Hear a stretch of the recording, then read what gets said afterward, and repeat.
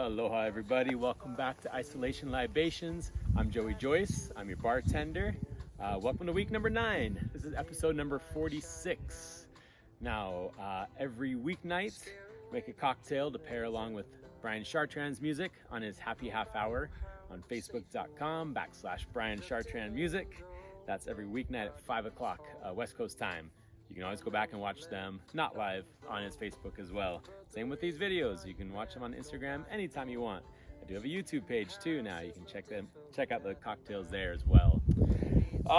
Now, over the course of 46 cocktails, sometimes the cocktails have matched up to one of Brian's songs, whether original or cover. Now, tonight, this cocktail is named after one of his original songs called Ghosts in the Orange Blossom Air. That's the song that's playing right now. Listen. That's the song. This version is off of his band, The Sweet Remains, their Laurel and Sunset album, which is 2008. It's also on his Voce project, one of his solo albums, 2011, I think. Brian, am I right on that one?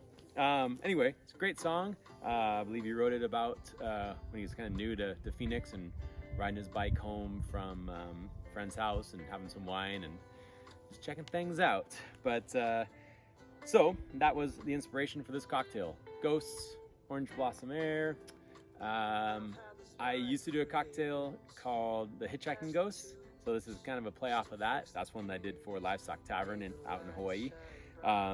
Has a nice kind of ghostly hue from a little bit of blue curacao, which is something I rarely ever use, but you need that color sometimes. You need that blue. And unfortunately I can't get Giffard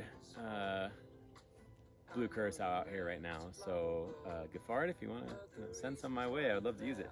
And then we're using some Fee Brothers orange flower water. So Ghosts in the Orange Blossom Air, orange flower water, just seemed fitting. So this is a sour, using some egg white, so it's gonna have a nice froth to it. It is a large volume drink, so this glass is 6 ounces, and I'm hoping it fits in there. Might be like a touch, might be a tight fit, but you wanna make sure you have a slightly larger, kind of like martini glass or something to fit this drink, if you're doing it all to these proportions. So I think that's enough talking. I think we'll go ahead and get started. Now, if you remember way back, at some point I did an egg white cocktail, and I'll remind you again, anytime you're making a cocktail with an egg white, you always want to add the egg white first, because that is really like the most likely spot where you're going to screw up. So if you were to put all these ingredients in and then you try to do the egg white and the yolk drops in, or a big old chunk of shell, then you got to toss everything, and that is just no good. So always start with your egg white.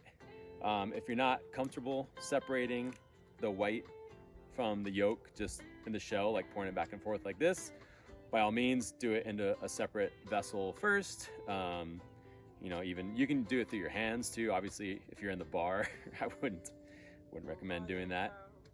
Then I'm gonna save this yolk. Dogs will dig that, I'm sure. And so that's it. So that's your egg white. And then now the orange flower water, if you have one. This one has a dasher top, so you can just do drops. I'm gonna do 6 drops. If you have one that doesn't have a little dasher top, I'd say maybe about a quarter of a teaspoon, probably a little bit less than that would be the right amount. I'm actually gonna go a little bit more because those are pretty small drops.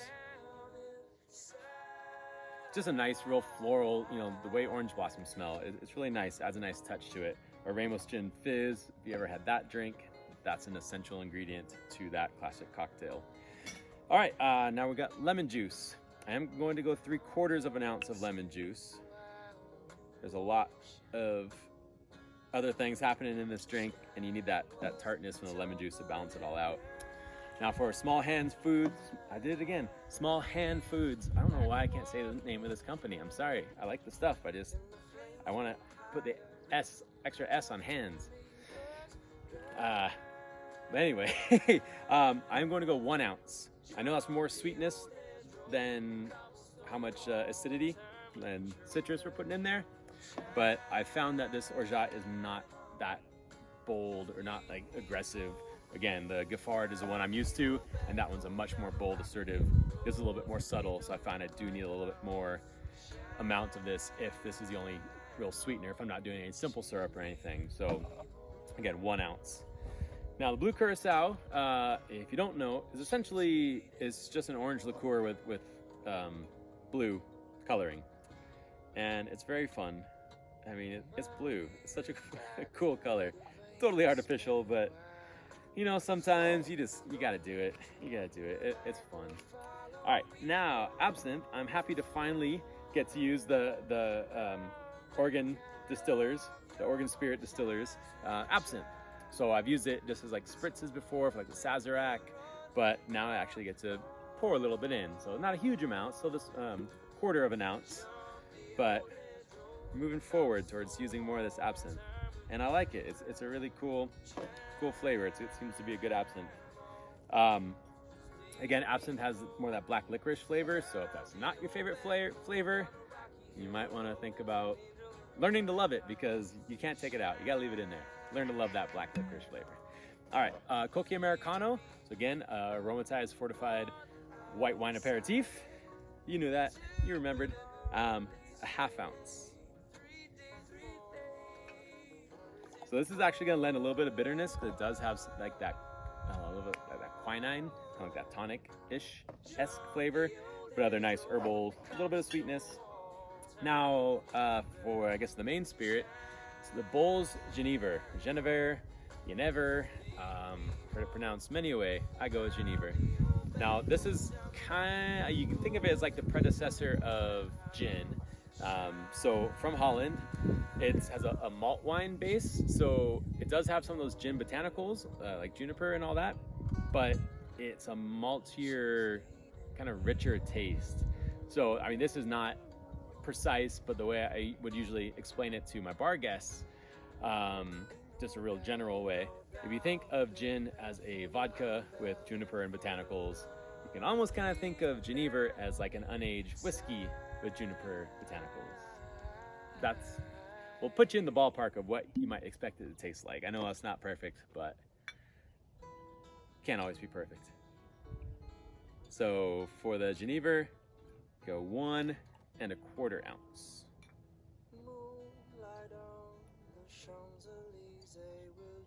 All right, this is gonna be a big drink, so fingers crossed it all fits in my glass.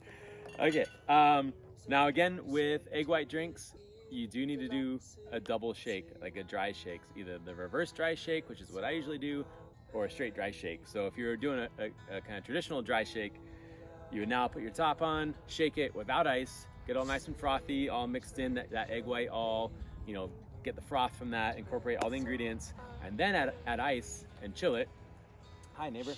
But I like to do it the other way. I like to add ice first, get it chilled to the point I want, then get rid of the ice, and then shake it again without ice to, again, try to bump up the froth. And I just find I get a frothier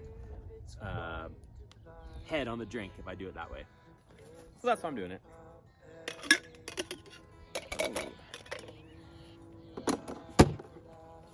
All right, now you want to make sure this sealed pretty well, very well.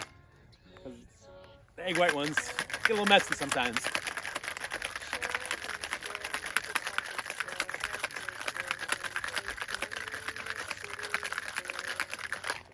All right, so now what we're gonna do, so that's your dilution, that's as chilled and as diluted as you want. You can strain it back into itself, basically, back into the tin. I'm a little messy here. Okay, and then the ice that's in here, you just discard it. And then you're gonna pour your drink back into the tin, seal it up real well, and give it yet another shake. This is the dry shake part. And there's still little kind of chips of ice in here. And as we're shaking it this way, those are all dissolving. So you don't have to fine strain this. You can just single strain it, which when you're in a bar setting is a nice to, anytime you can skip another step is a good thing. You do want to shake this for a while until you don't hear any more ice in there. And it's nice and cold and your hands are kind of burning. because again, you're building up the froth at this point. A nice foamy drink. And again, just a single strain is fine. We'll see how much fits in here.